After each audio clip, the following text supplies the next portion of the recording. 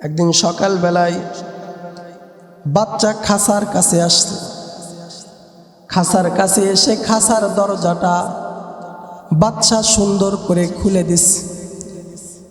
খুলে দেওয়ার সাথে সাথে বনের পাখি বনের দিকে দৌড় দাঁড়ছে। পাখি মহা আনন্দে উঠতে উঠতে বনের এক ডালের উপর যেয়ে বসছে। বনের ডালের উপর বসে যে গান গায়, শিকারি আসিবে জাল ফেলিবে, খাবারও ছড়াবে, খাবারও খাবো না, ধরাও দিব না। মনের সুখে গান গাইতেছে। এক শিকারি ওই পথ দিয়ে যাইতেছে সন্ধ্যার সময়। সারা দিন কোনো শিকার পাই নাই, কাউকে কোনো পাখি ধরতে পারি নাই। হঠাৎ করে শিকারি তাকায়, দেখে কি সুন্দর একটা গানের আওয়াজ। দেখে একটা পাখি কত সুন্দর করে করে গান করতেছে। শিকারি আরো ব্যথিত হয়ে গেছে। সন্ধ্যাবেলায় একটা পাখি দেখলাম, কিন্তু বড় আশ্চর্যজনক একটা পাখি। সে তো নিজেই মুখে বলে শিকারির খাবার সে খাবে না, শিকারির জালে সে ধরা পড়বে না। শিকারি মনে মনে চিন্তা করে, খাবে তো না, মুখে বলতেছে, পরীক্ষাটা একটু করেই দেখি। শিকারি আস্তে করে ওই দূরে যে সুন্দর করে জালটা বিছাইছে। জাল বিছানোর পরে শিকারি এবার জালের উপর খাবার ছড়ায় দিছে। পাখিটা ফালুক ফুলুক করে তাকায় আর দেখে শিকারি কি করে। জাল ফেলানো হয়ে গেছে। শিকারি এবার আস্তে যেয়ে ওই এক গাছের আড়ালে যেয়ে বসছে আর দেখে লক্ষ্য করতেছে পাখি কি করে। হঠাৎ করে শিকারি তাকায় দেখে যে পাখি গান গাইতেছিল ওই ডালে বসে, ওই পাখিটা আস্তে করে একটা উড়াল মেরে জালের উপর বসে গেছে। জালের উপর বসে ওই খাবার খায় আর পাখি মনের সুখে গান গায়, শিকারি আসিবে জাল ফেলিবে, খাবারও ছড়াবে, খাবারও খাবো না, ধরাও দেব না। খাবার খাইতেছে আর গান গাইতেছে, খাবার খাবো না। একটু করে পাখি দেখে সে আর উড়াল মারতে পারে না। তার কোমলমতি দুইটা পা জালের সাথে আটকে পড়েছে। ওই আল্লাহর গোলাম, বুঝাইতে চাইলাম ঈমান যদি মুখে থাকে, ওই ঈমান যদি বুকে ট্রান্সফার না হয়, যেমন ওই পাখির কবিতা পাখিকে শিকারির জাল থেকে বাঁচাইতে পারে নাই, অনুরূপভাবে ও মুসলমান, খলপাওয়ালা মুসলমান হইলে ওই ঈমান কাফের বদ্দিন বেঈমান থেকে বাঁচাইতে পারবে না।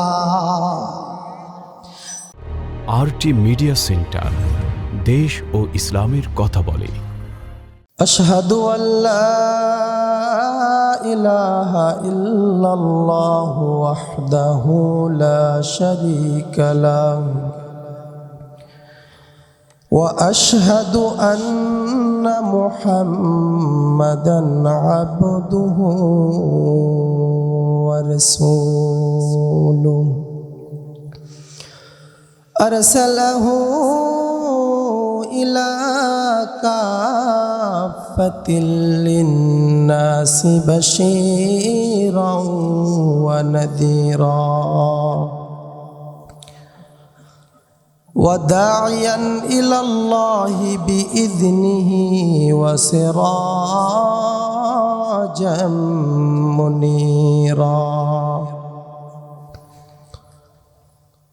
أما بعد فأعوذ بالله من الشيطان الرجيم.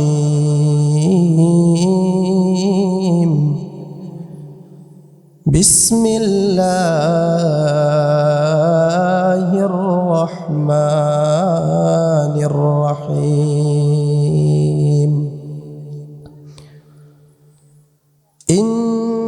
الذين قالوا ربنا الله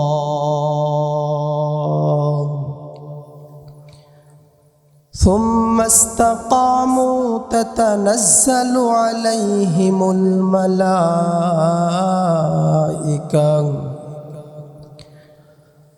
ألا تخافوا ولا تحزنوا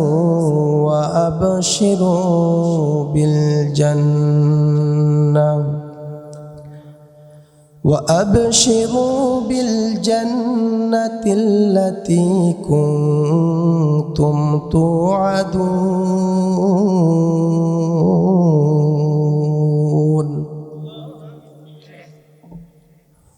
وقال رسول الله صلى الله عليه وسلم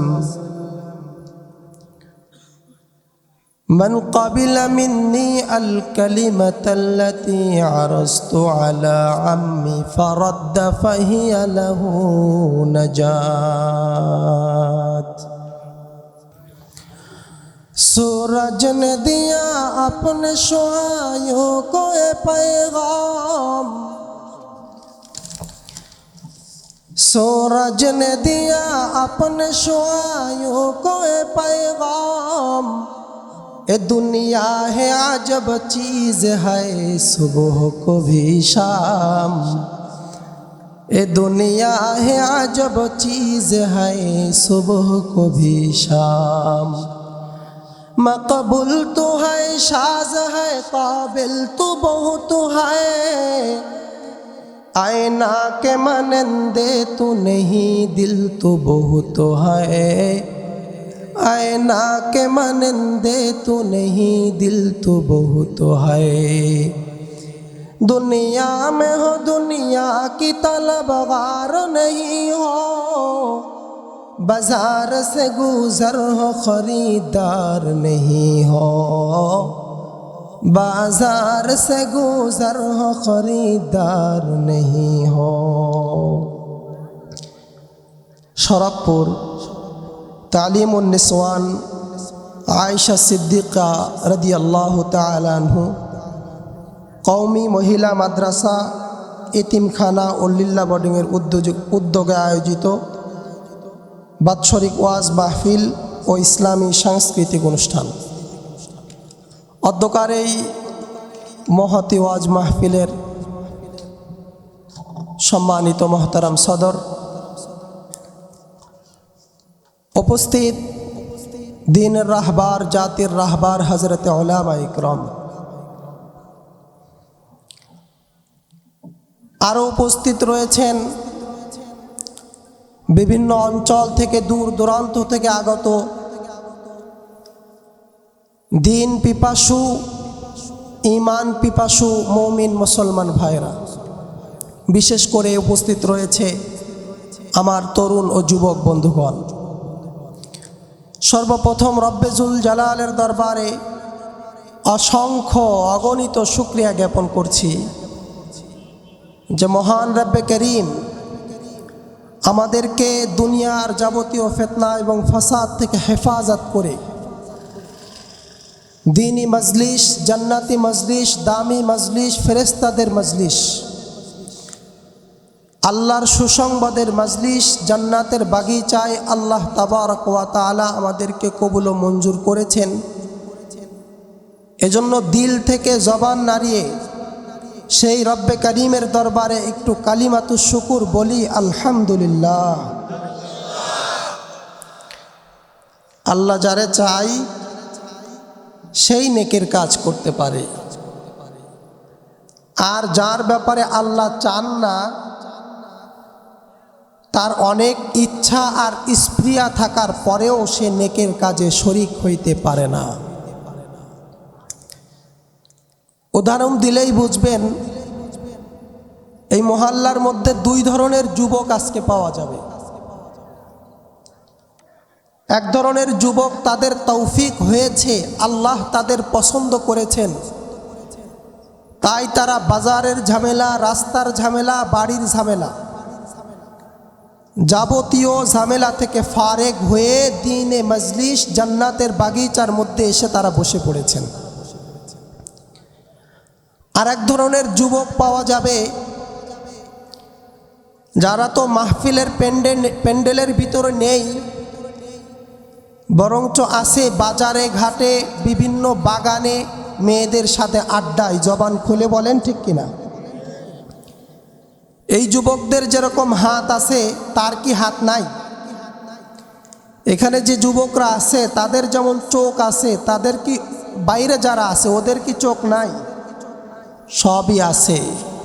খেলা কার? একটু জবান খুলে বলেন না, কার খেলা? আল্লাহ যারে চাই সে দ্বীনের কাজ করার সুযোগ পায়, আল্লাহ যাকে চান না সে দ্বীনের কাজ করার সুযোগ পায় না। মোহতারাম মুসল্লিয়ানে আজম, আপনাদের চেহারা দেখে মনে হচ্ছে আপনারা খুব পিপাসু। এক পিপাসা হলো পানির পিপাসা, পানি না হইলে ওই পিপাসা নিবারণ হয় না। আর এক পিপাসা হলো আল্লাহর মহব্বত এবং নবীজির মহব্বতের পিপাসা। জবান খুলে বলেন না একটু ঠিক কিনা? ওই পিপাসা দ্বীন মজলিস, কোরআনের আলোচনা, হাদিসের আলোচনা না হইলে ওই পিপাসাটা সহজে মিটতে চায় না। মোহতারাম হাজিরিন, এক ধরনের মানুষের পিপাসা উল্টো পিপাসা। উল্টো পিপাসা বুঝেন? বলে মাহফিলের তো পিপাসা নাই, বরঞ্চ মাহফিল কেমনে বন্ধ করা যায় সেই পিপাসা। এমন শ্রেণীর মানুষ সমাজের মধ্যে আছে না নাই?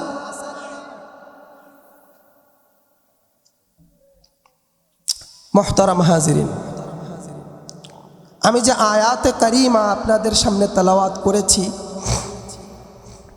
ওই আয়াতে কারিমার মধ্যে আল্লাহ জাল্লা শানুহু বলছেন, ইন্নাল্লাযীনা ক্বালু রাব্বুনাল্লাহ, নিশ্চয় ওই সমস্ত লোকেরা যারা বলল আমাদের রব হলো আল্লাহ, সুম্মাস্তাকামু, অতঃপর তারা তাদের ওই কথাটার উপর আমরণ অটল থাকলো। আল্লাহ তাদের ব্যাপারে বলেন, ইন্নাল্লাযীনা ক্বালু রাব্বুনাল্লাহ সুম্মা ইসতাকামু তাতানাজ্জালু আলাইহিমুল মালায়েকা, আল্লাহর ফেরেশতারা ওই সমস্ত লোকদের উপর বর্ষণ হইতে থাকে। তাতানাজ্জালু আলাইহিমুল মালায়েকা আল্লা তাখাফু ওয়া লা তাহজানু ওয়া আবশিরু বিল জান্নাহ, আর তারা বলতে থাকে তোমাদের কোনো ভয় নাই, তোমাদের কোনো টেনশন নাই, তোমরা সরাসরি রব্বে জুল জালালের পক্ষ থেকে তার জান্নাতের সুসংবাদটা গ্রহণ করো। সুবহানাল্লাহ। যে আয়াত আমি পড়েছি, যে আয়াতের তরজমা আমি আপনাদের শোনালাম, এই আয়াত হলো আজকে আমার আলোচ্য বিষয়। আমরা আয়াত থেকে কি বুঝলাম? আয়াতের সারমর্ম হলো, যারা বলে আমাদের রব, একটু জবান খুলে বলেন, আল্লাহর নাম নিলে কষ্ট হয়? আমাদের রব কে? যারা বলে আমাদের রব আল্লাহ, তার মানে যারা ঈমান আনয়ন করলো, ঈমান আনয়ন করার পরে ওই ঈমানকে ছেড়ে দিল না, বরঞ্চ ঈমানের উপর অটল থাকলো, আল্লাহ তার ব্যাপারে সুসংবাদ দিচ্ছেন, কোনো ভয় নেই, টেনশন নেই, জান্নাতের সুসংবাদ তোমার দুয়ারে আল্লাহর পক্ষ থেকে হাজির হয়ে গেল। মোহতারাম হাজিরিন, ঈমান একটা দামি সম্পদ। অনেকেই চিন্তা করতেছে, হুজুর সুর টুর দেয় না কেন? ভূমিকা না দিলে কথা কি বোঝা যাবে? একটু কথাটা সাজানো দরকার আছে না? খালি সুর শুনে যাবে না, জীবনের জন্য কিছু পাথেও দরকার আছে? আছে না নাই? আমরা সবাই মুসলমান, আমাদের মূল পুঁজির নাম হলো ঈমান।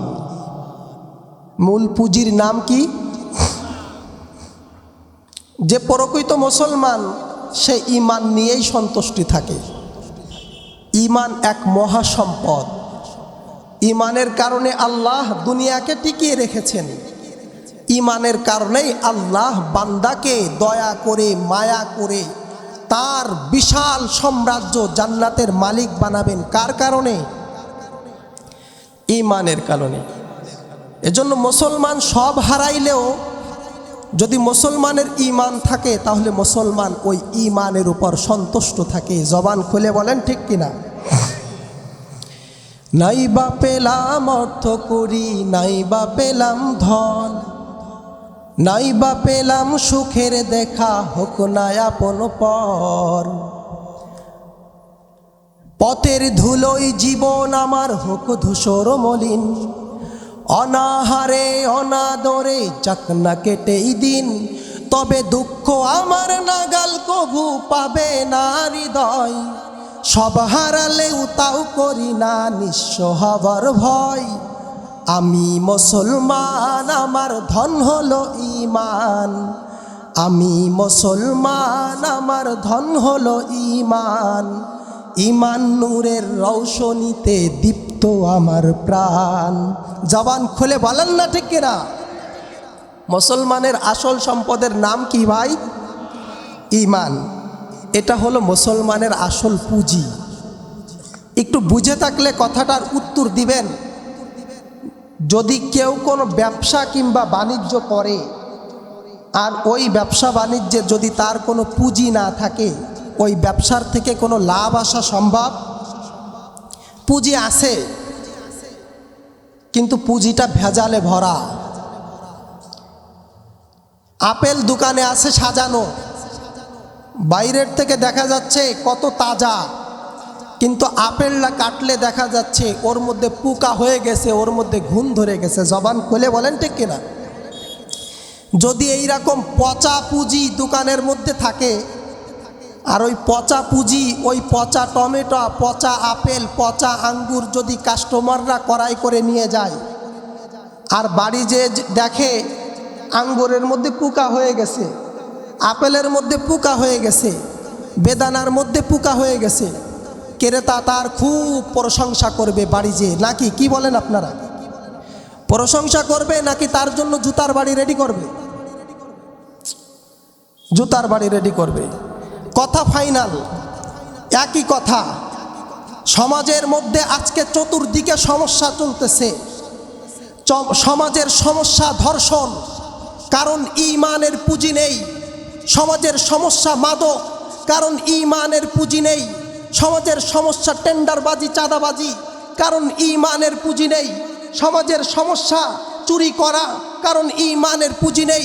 সমাজের সমস্যা ভাস্কর্যের নামে মূর্তি তৈরি করা, কারণ ঈমানের পুঁজি নেই।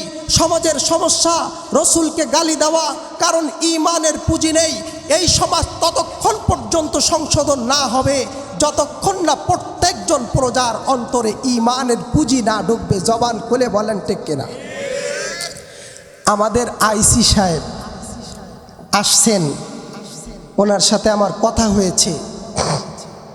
খুবই স্মার্ট মানুষ এবং অনেক ভালো মানুষ। এই বানিয়াখালী ইউনিয়ন ধন্য যে ওনার মতো একজন আইসি তারা পেয়েছে। আমি ওনার কথাবার্তা অত্যন্ত খুশি হয়েছি। আপনারা কি এটা মনে করেন যে আইসি সাহেব প্রত্যেক বাড়ি বাড়ি, মোড়ে মোড়ে পুলিশ পাহারায় রাখতে পারবে প্রত্যেকটা ঘরকে, প্রত্যেকটা বাড়িকে? এইটা কি আইসি সাহেবের পক্ষে কি সম্ভব? বাড়ি মনে করেন প্রত্যেক বাড়ির সামনে সামনে পুলিশ পাহারায় বসায় দিল, প্রত্যেক ঘরের মধ্যে 5 জন 10 জন 15 জন করে ফ্যামিলি মেম্বার আছে, প্রত্যেকজনের সাথে কি এক একজন করে পুলিশ দেওয়া সম্ভব? সম্ভব না। তাইলে বাড়ির 15 জনের 5 জন যদি মনে করে যে তারা ঘরের মধ্যে বসে বসে গাজার কলকি টানবে, যদি 2 যুবক ঘরের মধ্যে বসে বসে মনে করে যে ঘরের মধ্যে বসে বসে জুতা সেলাই করার আঠা দিয়ে ইয়াবা সেবন করবে, ফেন্সিডিল সেবন করবে, ইয়াবা খাবে, তাইলে আইসি সাহেবের দ্বারা কি ওই যুবক কিংবা যুবতীদেরকে কোনোভাবেই ফেরানো সম্ভব? আপনারা চিন্তা করতে পারেন, হুজুর ঘরের মধ্যে মদ কনতে আসবে, ঘরের মধ্যে মাদক কনতে আসবে, ঘরের মধ্যে গাঁজা কনতে আসবে। বলতেছে গাঁজা ঘরের মধ্যে সেভাবে আসে যেভাবে বহির্বিশ্ব থেকে প্রত্যেক আমাদের বর্ডার ঘাঁটিতে খুব শক্তিশালী সেনা সদস্য বসানোর পরে যেরকম মালের মাধ্যমে, টাকার মাধ্যমে, ঘুষের মাধ্যমে এই দেশের মধ্যে ইয়াবা এবং ফেন্সিডিল ঢুকে যায়, ঠিক তদ্রূপভাবে ঘরে ঘরে টাকার মাধ্যমে ফেন্সিডিল ঢুকতেছে এবং আমাদের যুব সমাজ নষ্ট হয়ে যাচ্ছে। প্রত্যেকজনের সাথে পুলিশ দেওয়া সম্ভব, কিন্তু সবার অন্তরের মধ্যে যদি একটা কথা থাকে, আমার আল্লাহ, আমি যেখানেই যাই না কেন আমার আল্লাহ কিন্তু আমারে দেখতেছি, আমার পুলিশ আমারে দেখবে না, আমার আইসি আমারে দেখতেছে না, আমার আব্বা আম্মা আমারে দেখে না, আমার বন্ধু বান্ধব আমারে দেখে না। অন্তরের মধ্যে যদি এই ভয়টা থাকে, আমার আল্লাহ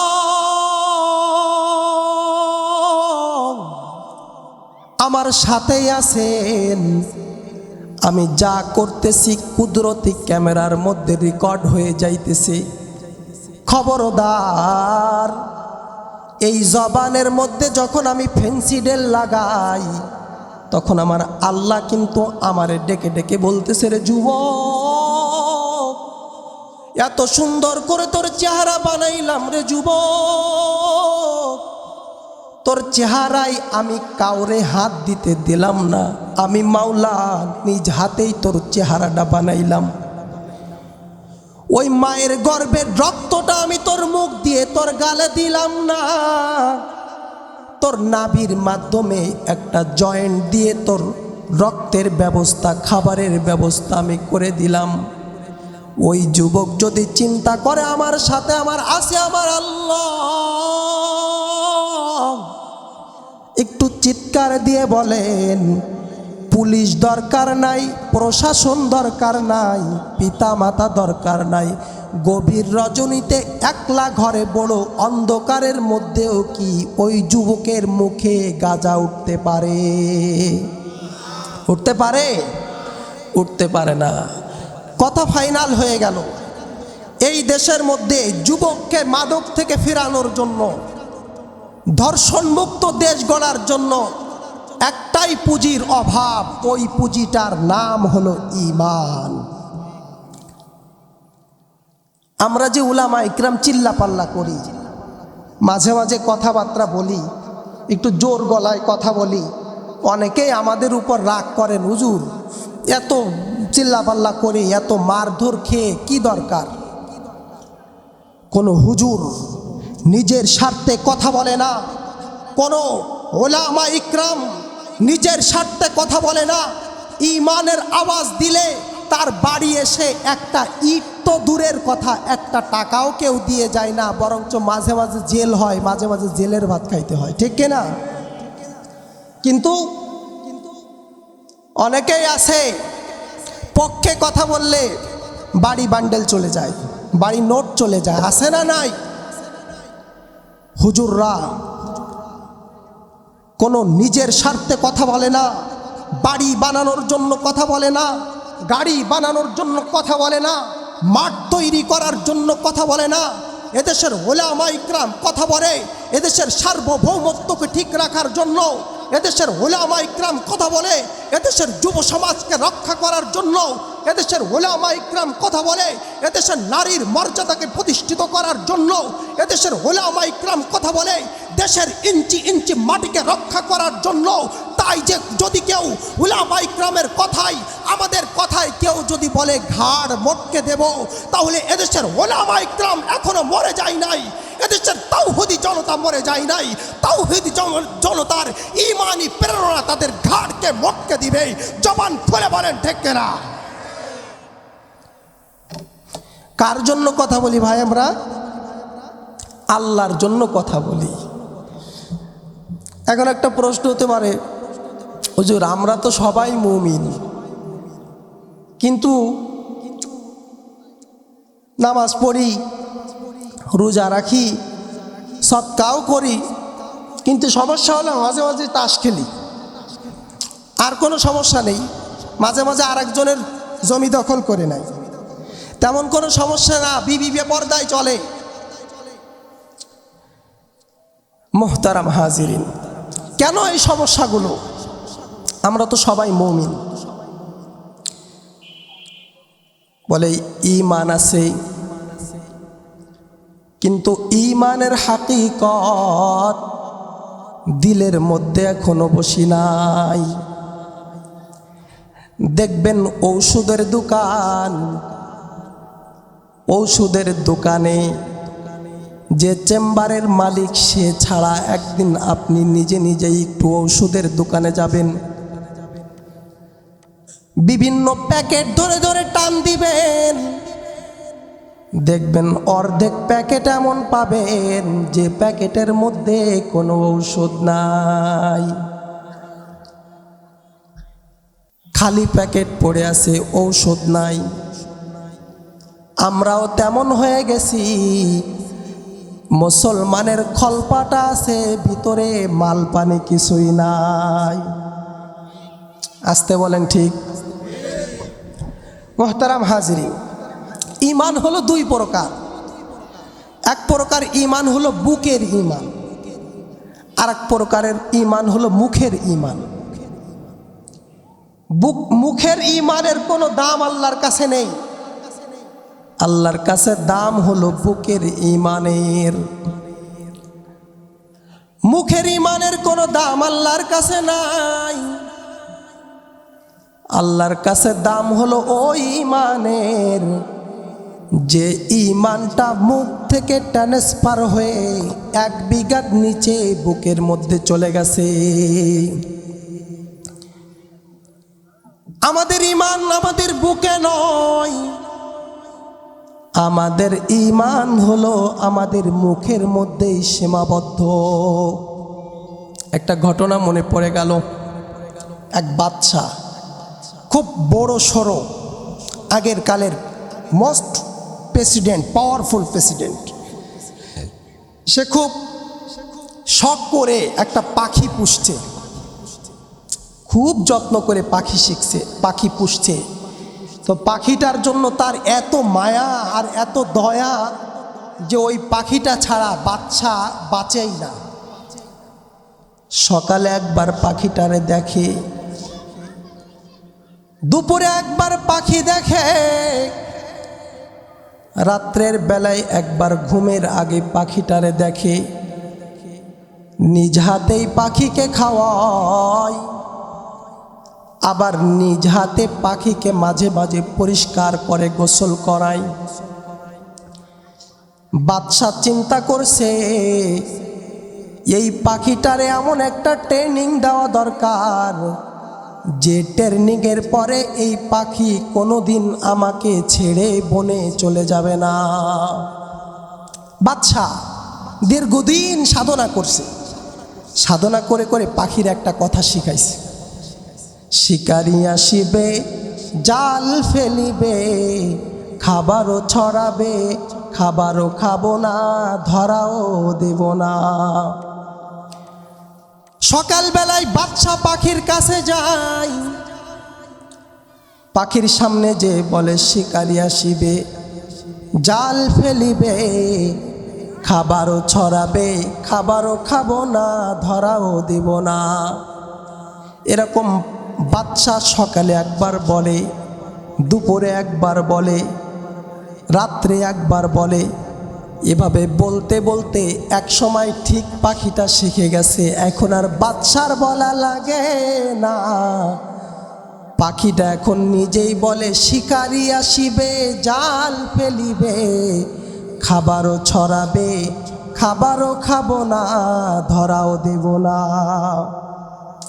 তো বাদশা চিন্তা করছে, পাখি তো সুন্দর একটা কথা শিখে ফেলছে, তাহলে এখন আর আমার আর টেনশন নাই, আমার পাখি তো কারোর জালের উপরও বসবে না, কারোর ছড়ানো খাবারও খাবে না, ধরাও পড়বে না, কোনো টেনশন নাই।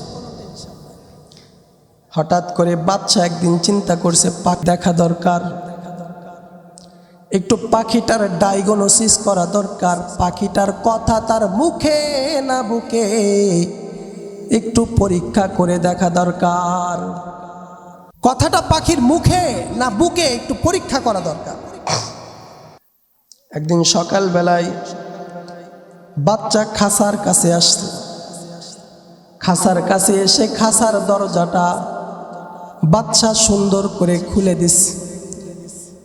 খুলে দেওয়ার সাথে সাথে বনের পাখি বনের দিকে দৌড় দাঁড়ছে।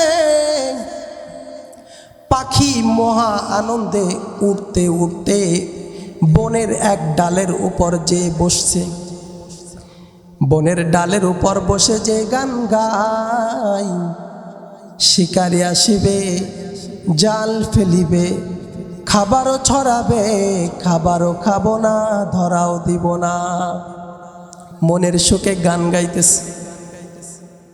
এক শিকারি ওই পথ দিয়ে যাইতেছে সন্ধ্যার সময়, সারা দিন কোনো শিকার পাই নাই, কাউকে কোনো পাখি ধরতে পারি নাই। হঠাৎ করে শিকারি তাকায় দেখে কি সুন্দর একটা গানের আওয়াজ,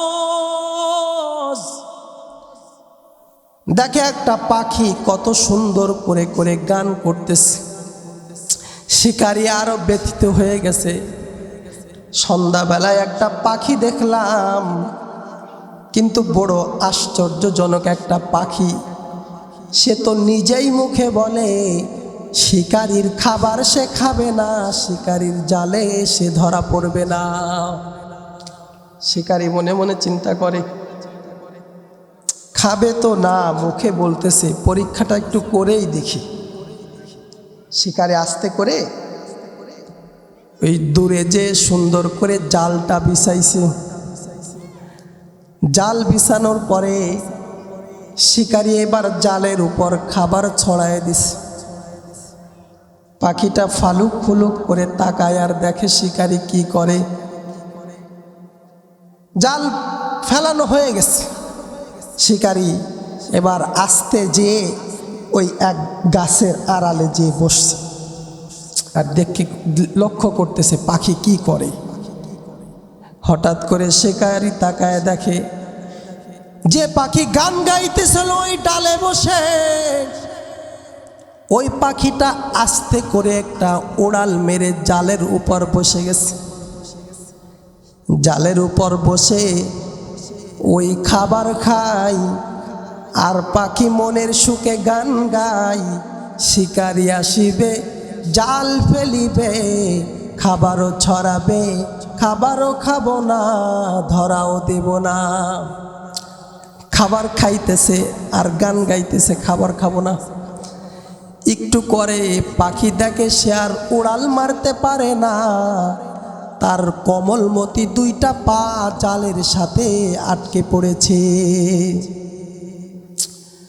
ওই আল্লাহর গোলাম বুঝাইতে চাইলাম, ইমান যদি মুখে থাকে, ওই ইমান যদি বুকে ট্রান্সফার না হয়, যেমন ওই পাখির কবিতা পাখিকে শিকারির জাল থেকে বাঁচাইতে পারে নাই, অনুরূপভাবে ও মুসলমান, খলপাওয়ালা মুসলমান হইলে ওই ইমান কাফের বদ্দিন বেঈমান থেকে বাঁচাইতে পারবে না।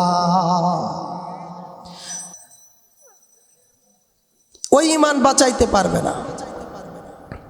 চিন্তা করে দেখেন, বর্তমান সময়ে সারা পৃথিবীতে এখন যত মুসলমান আছে, এত মুসলমান আগে কোনোদিন পৃথিবীর ইতিহাসে ছিল না। বর্তমান সময়ে মুসলমানদের হাতে যত অস্ত্র আছে, এত অস্ত্র আগে কোনোদিনও ছিল না। বর্তমান সময়ে মুসলমানদের হাতে যত ক্ষমতা আছে, এত ক্ষমতা আগে কোনোদিনও ছিল না। তারপরেও এত দেশ, এত মুসলমান, এত শক্তি, এত ঐশ্বর্য, তারপরেও কিভাবে আল্লাহর জমিনের মধ্যে আল্লাহর নবীকে নিয়ে কটূক্তি করা হয়। কারণ মুসলমান আছে, কিন্তু মুসলমানের ঈমানের পুঁজি আমাদের মধ্যে নাই। ও যুবক, অঙ্গীকার একটা করতে হবে। বারবার এমনিউল ম্যাক্রো, স্যামুয়েল অ্যান্থনের মতো নাস্তিক সাম্প্রদায়িক উগ্রবাদী জর্দান ভুটান থেকে বারবার আমার নবীকে নিয়ে কটূক্তি করা হয়, নবীর চরিত্রের মধ্যে কালিমা লেপন করার চেষ্টা করা হয়। সাহিবুত তাজি ওয়াল মিরাজি ওয়াল বুরাকি ওয়াল আলাম, যে নবী দুনিয়াতে আসার পরেই বলেছেন উম্মতি উম্মতি, সারাটা জীবন কেঁদেছেন উম্মতি উম্মতি উম্মতি, মরণের সময়ও একটা কথা বলেছেন উম্মতি উম্মতি উম্মতি, মিজান ফুলসিরাতেও একটা কথা উম্মতি উম্মতি উম্মতি, হাসরের ময়দানের ওই ভয়াবহতার মধ্যেও একটা কথা উম্মতি উম্মতি উম্মতি। ও মুসলমান, তোমার আমার নবী আপনাদের জন্য আমাদের জন্য নিজের মাতৃভূমি ছাড়তে বাধ্য হয়েছেন।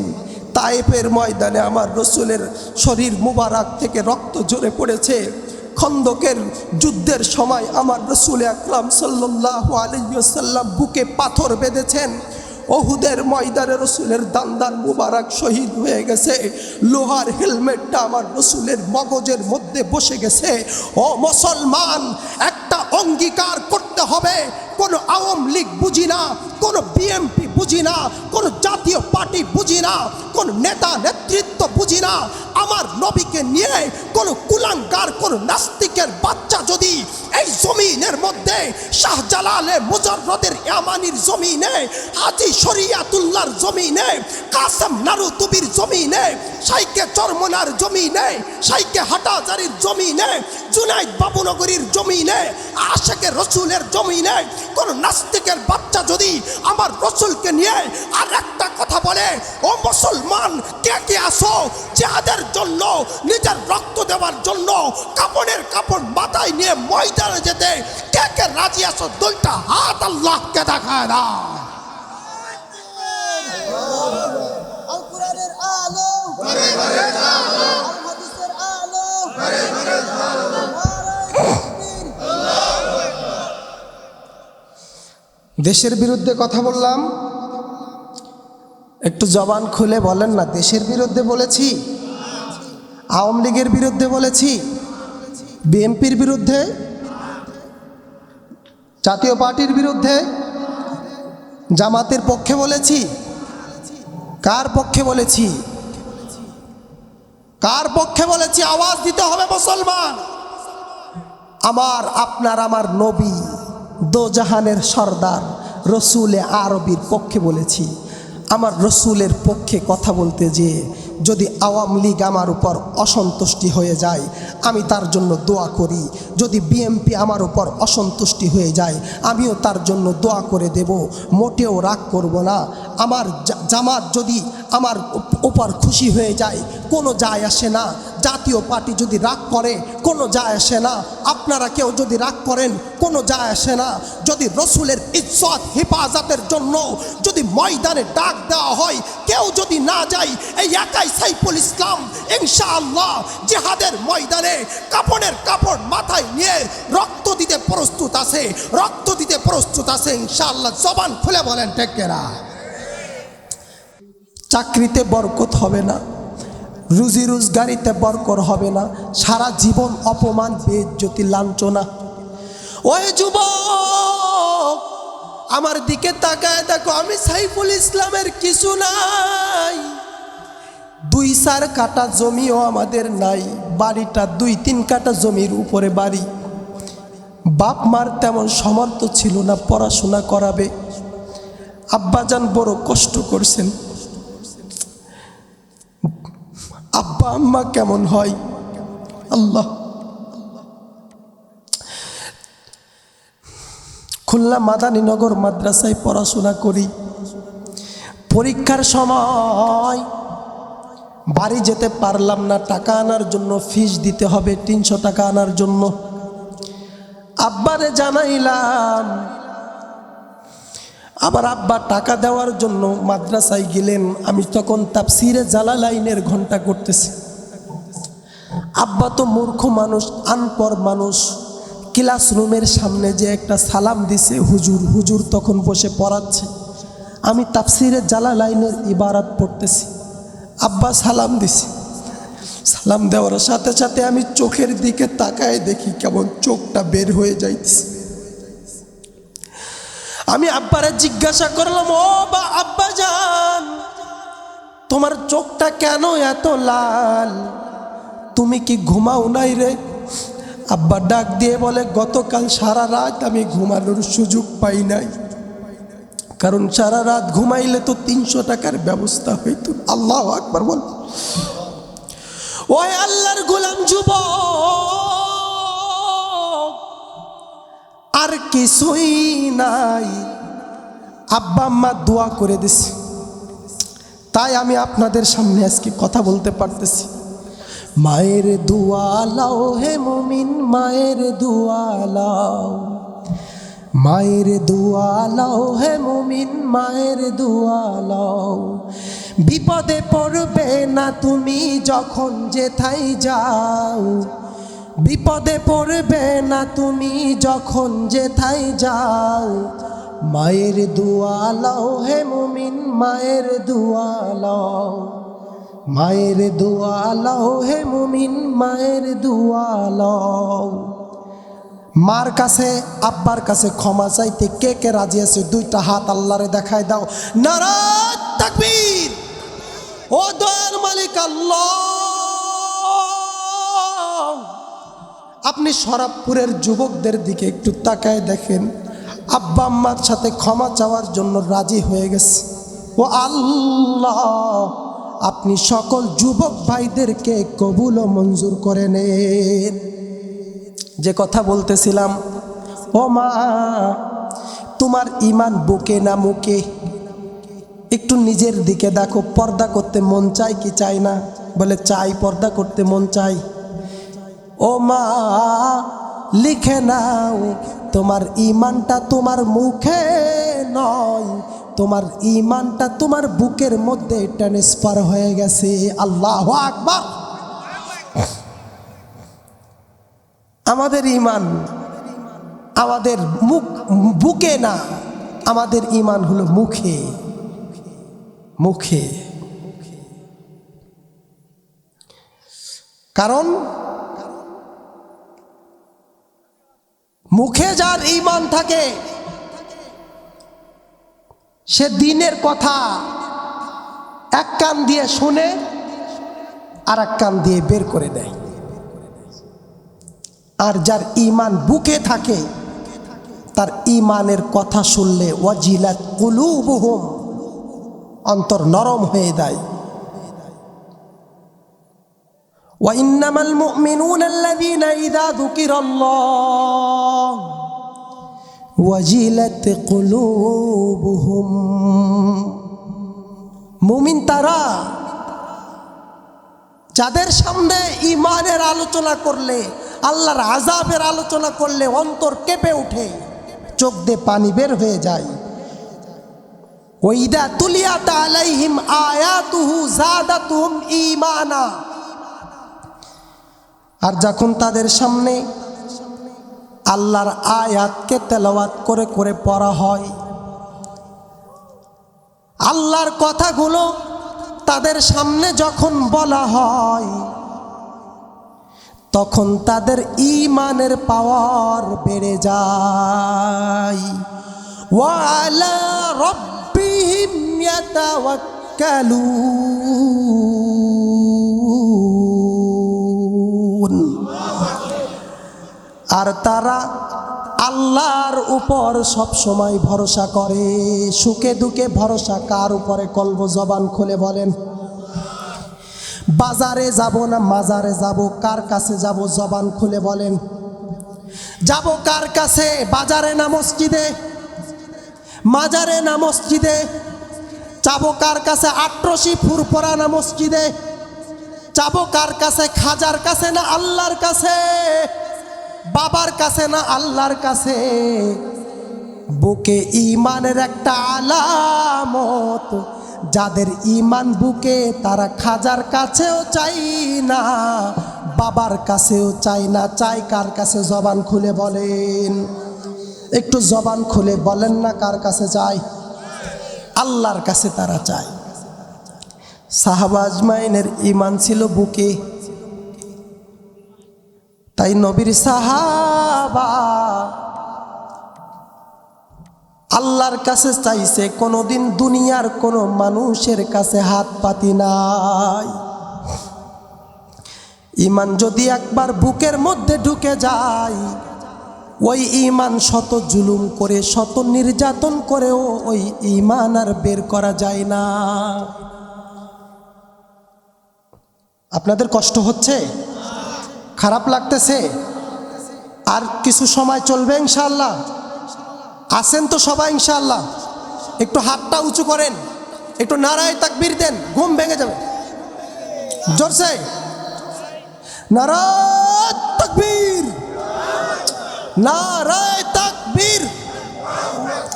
আল কোরআনের আলো, কোরআন সুন্নাহর আলো। হ্যাঁ সবাই আলহামদুলিল্লাহ, তো সবাই সজাগ আছে। আর একটু সামনে আগাবো। দেখেন এই উম্মতের শ্রেষ্ঠ ব্যক্তি হলো সাহাবা রাদিয়াল্লাহু তাআলা আনহুম আজমাইন। তাদের ঈমান ছিল বুকে। এই জন্য আবু জাহেলের নির্যাতন, আবু লাহাবের নির্যাতন, উতবা সাইবা, ওয়ালিদ ইবনে মুগীরার নির্যাতন তাদেরকে ঈমান থেকে ফিরাইতে পারে নাই। রাসূলের এক সাহাবীর নাম হলো বিলাল। রাসূলের এক জবরদস্ত সাহাবীর নাম বিলাল, হাবশী গোলাম বিলাল। একদিন সকাল বেলায় রাসূল বিলাল রে ডাকছে, ডেকে বলে, রে বিলাল, ও বিলাল, তোমার এত দাম আর এত পাওয়ার কবে থেকে হইল তো জানতে পারলাম না। বিলাল ডাক দিয়ে বলে, কেন ইয়া রাসূলুল্লাহ?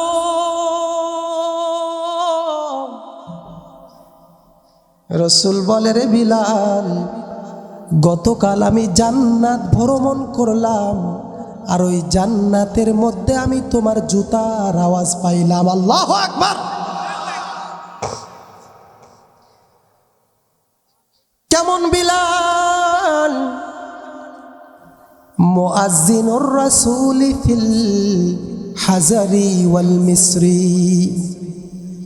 রাসূলের মুআজ্জিন বিলাল। রাসূল যখন মদিনায় থাকতেন তখনও রাসূলের মুআজ্জিন বিলাল। রাসূল যখন সফরে থাকতেন তখনও রাসূলের মুআজ্জিন বিলাল। আল্লাহু আকবার। কিয়ামতের ময়দানে বিলালের গর্দানটা সব থেকে বেশি উঁচু হবে। কোটি কোটি মানুষ দেখবে ওই যে হাবশার কালো বিলাল। আল্লাহ তারে এত সম্মান দান করেছেন, হাসরের ময়দানে যে যেখানেই যাই না কেন সেখান থেকে বিলালের চেহারাটা দেখা যায়। ও আল্লাহর গোলাম, ওই নবীর সাহাবী বিলাল, ওই বিলালের কথা তো বলতে গেলে কলিজাটা কেঁপে ওঠে। বিলাল যখন ঈমান আনছে, উমাইয়ার গোলাম ছিল বিলাল। উমাইয়া জানতে পারছে, কাফের জানতে পারছে তার গোলাম বিলাল কালিমা পড়ে ঈমান এনে মুসলমান হয়ে গেছে। উমাইয়া বলে, আমার গোলামিতে থাকবা আর মুহাম্মদের গোলামি করবা, তার বিশ্বাস করবা, এটা আমি হইতে দিব না রে বিলাল। আরে বিলাল, তুই ঈমান ছাইরা দে, তোমারে কোনো কিছুই বলবো না, কিন্তু যদি ঈমান না ছাড়ো বড় বিপদ সামনে। বিলাল ডাক দিয়ে বলে, সব কিছু ছাড়তে পারি, ঈমান ছাড়া যাবে না। সুবহানাল্লাহ। যত নির্যাতন করো ঈমান ছাড়া যাবে না। তখন উমাইয়া বলে, রে বিলাল, তাইলে দেখ আমার শাস্তি কত ভয়ঙ্কর। বিলাল রে 4-5 জনে ধরে নিয়ে গেছে। ওই মরুভূমির উত্তপ্ত বালুক রাশি, এত গরম, ওই বালির উপর ভাত চড়ায় দিলে ভাত আপন ইচ্ছায় হয়ে যায়, আগুন লাগে না। উমাইয়া বিলাল রে ধরে নিয়ে গেছে, ধরে নিয়ে ওই বালির উপর শোয়ায় দিয়েছে। উত্তপ্ত বালি, খুব ফুটান্ত গরম। বিলাল রে বালির উপর শোয়ায় দিছে, দিয়ে উমাইয়া বলে, বিলালকে যদি এইভাবে শুধু শোয়াইয়া রাখা হয় তাহলে তো বিলাল নড়াচড়া করবে, শাস্তি আরো কঠোর করতে হবে। আবু জাহেল বলে, ওই যে বিশাল বড় পাথর দেখা যায়, ওই পাথরটা এনে বিলালের বুকের উপর চাপাইয়া দাও। এবার ওই ভারী পাথরটা এনে কাফেররা বিলালের বুকের উপর চাপায় দিছে। ওই পাথর আর ওই বালি এত গরম, বিলাল ছটপট করে, জিহ্বা দিয়ে লালা বের হইতে থাকে, ছটপট করে, গোশতগুলো খসে খসে পড়ে যায়। বিলাল কথা বলতে পারে না। উমাইয়া বলে, বিলাল ঈমান ছাইরা দাও। বিলাল কোনো কথা বলতে পারে না, কোনো আওয়াজও হয় না। আবু জাহেল তাকায় দেখে বিলালের জবানটা, ঠোঁটটা একটু যেন নড়তেছে, কি যেন বিড়বিড় করে বলতেছে, শোনা যায়। আবু জাহেল মনে মনে ভাবছে, মনে হয় বিলাল শাস্তি দেখে ভয় পেয়ে গেছে, কানটা লাগায় একটা শুনে দেখি। আবু জাহেল বিলালের মুখের কাছে কানটা লাগাইছে, কাল লাগাইছে। কাল লাগায় তাক শুনে বিলাল কোনো ভয় পাই নাই। বিলালের জবান থেকে একটাই কথা, আহাদ আহাদ। বিলাল বলে, আল্লাহ তুমি এক, আল্লাহ তুমি এক।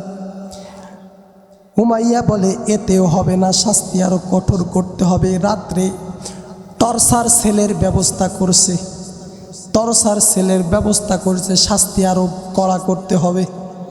শাস্তি কি কড়া করতে হবে? বিলালকে রাত্রে বাঁধো, গণহারে বিলালকে প্রহার করা হবে। বিশাল লোহার সাথে বিলালকে বাঁধা হলো। এবার একজন করে পালা ক্রমে নির্যাতন শুরু হলো।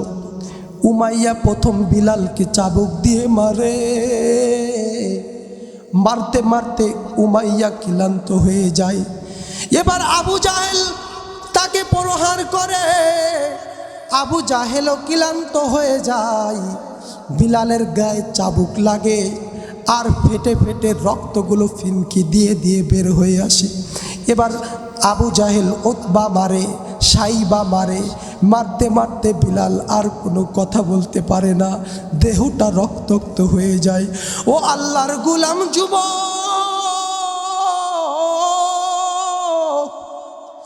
ওই বিলালের নিথর দেহ রক্ত বের হয়ে হয়ে বিলালের দেহটা কত বিক্ষত হয়ে গেছে।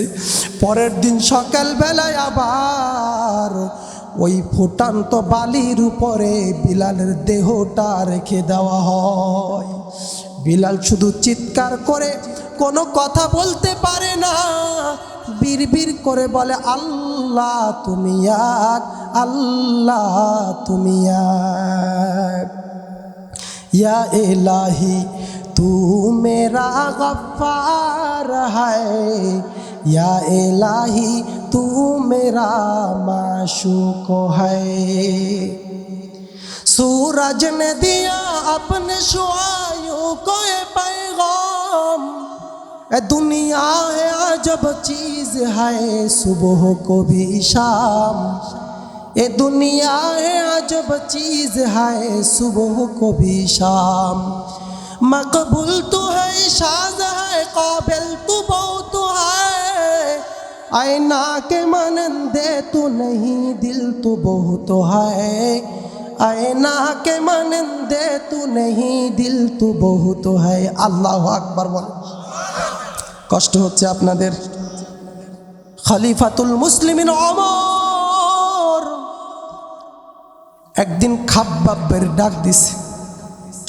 খাব্বাবরে ডাক দিয়ে বলে, রে খাব্বাব, তোমাদের উপর তো ইসলামের কারণে অনেক নির্যাতন করা হয়েছে, একটু শোনাও খাব্বাব। খাব্বাব তার জিহ্বাটারে মেলে দিছে। খলিফাতুল মুসলিমিন ডাক দিয়ে বলে, খাব্বাব, আরে তোমার জিহ্বার টিউমার কবে হলো খাব্বাব?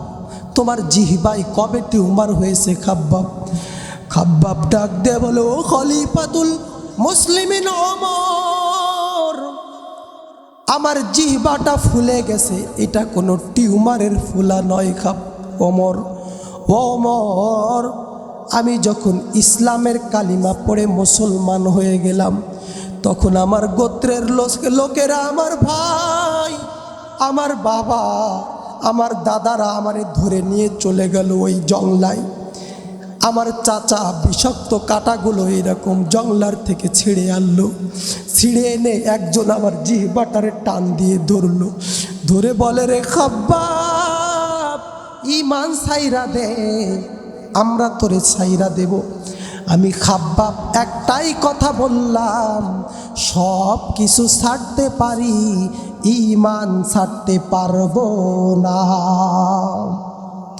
ও খলিফাতুল মুসলিমিন ওমর, ওই বিষাক্ত কাঁটাগুলো তারা আমার জিহ্বার মধ্যে ফিটাইতে লাগলো। ও খলিফাতুল মুসলিমিন ওমর, ওই হালাতটা এক বড় মারাত্মক হালাত। আমি কোনো কথা বলতে পারলাম না। মনে মনে আল্লাহরে বললাম, আল্লাহ, আমি ঈমানটারে মুখে রাখি নাই, ঈমানটারে আমি আমার বুকের মধ্যে ধারণ করছি। ও রব্বে কারীম, আপনি আমার ঈমানের উপর অটল থাকার তৌফিক দান করেন। খলিফাতুল মুসলিমিন ওমর এবার বলে, ও খাব্বাব, আর কি নির্যাতন করা হয়েছে একটু বলো। খাব্বাব নিজের কোমরটা বের করে দিছে। খলিফাতুল মুসলিমিন চমকে উঠছে। আরে খাব্বাব, এমন কোমর তো আমি আর জীবনেও কোনো দিন দেখি নাই। কোমরে তো হাড্ডি ছাড়া কিছু দেখা যায় না, কোনো মাংস তো নাই।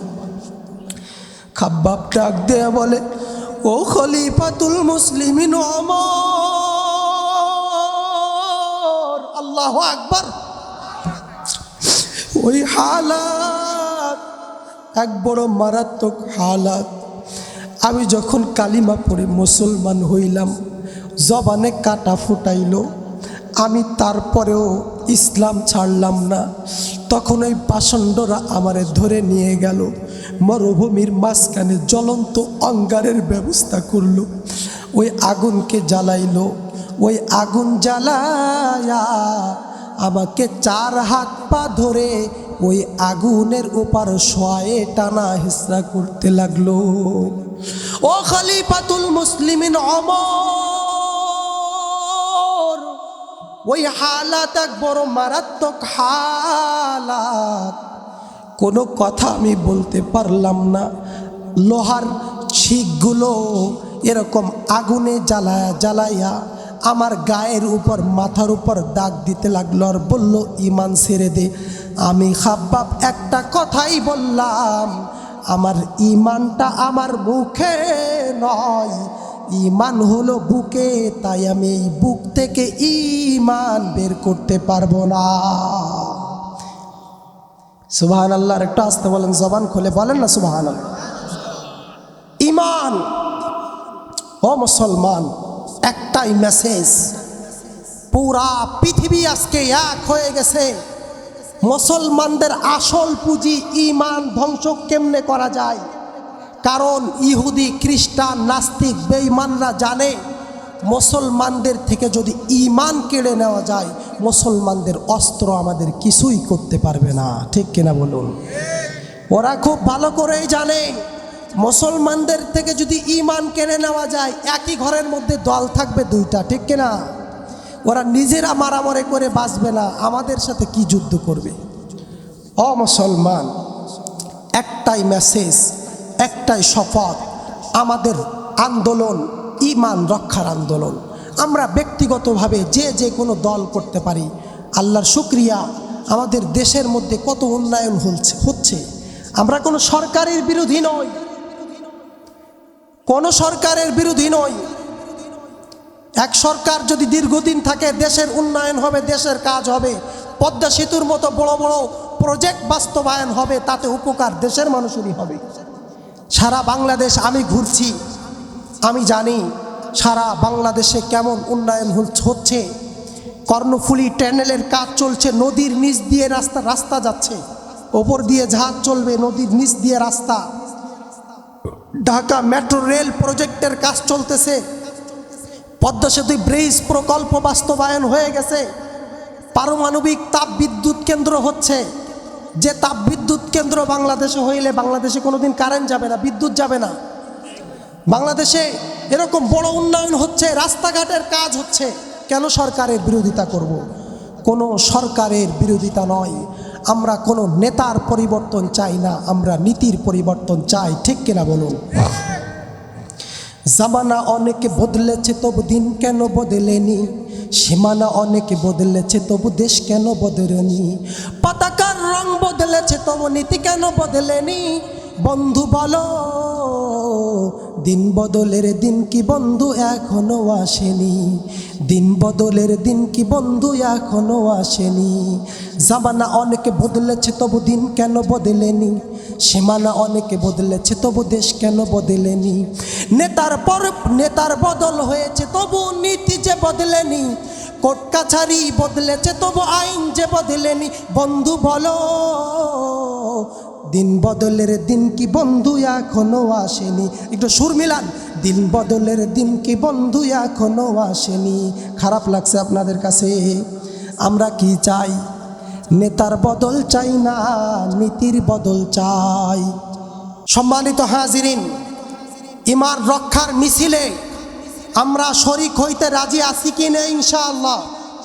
সারা বিশ্ব যখন মসজিদ ভাঙ্গার আন্দোলনে নেমেছে, সারা বিশ্ব যখন মাদ্রাসা ভাঙ্গার আন্দোলনে নেমেছে, সারা বিশ্ব যখন মুসলমানদের ধ্বংস করার আন্দোলনে নেমেছে, সারা বিশ্ব যখন ওয়াজ মাহফিল বন্ধ করে দেওয়ার আন্দোলনে নেমেছে, সারা বিশ্ব যখন ঈমান কেড়ে নেওয়ার আন্দোলনে নেমেছে, কুফরি শক্তির মোকাবেলায় ইমানি শক্তিকে বুলন্দ করার জন্য, মাদ্রাসা মসজিদকে বুলন্দ করার জন্য নিজের জান লাগলে জান দিয়ে, রক্ত লাগলে রক্ত নিয়ে, অর্থ লাগলে অর্থ দিয়ে আমরা শরিক হইতে কে কে রাজি আছি? দুইটা হাত আল্লাহকে আমরা দেখাই দিই। রাজি আছি তো সবাই ইনশাআল্লাহ?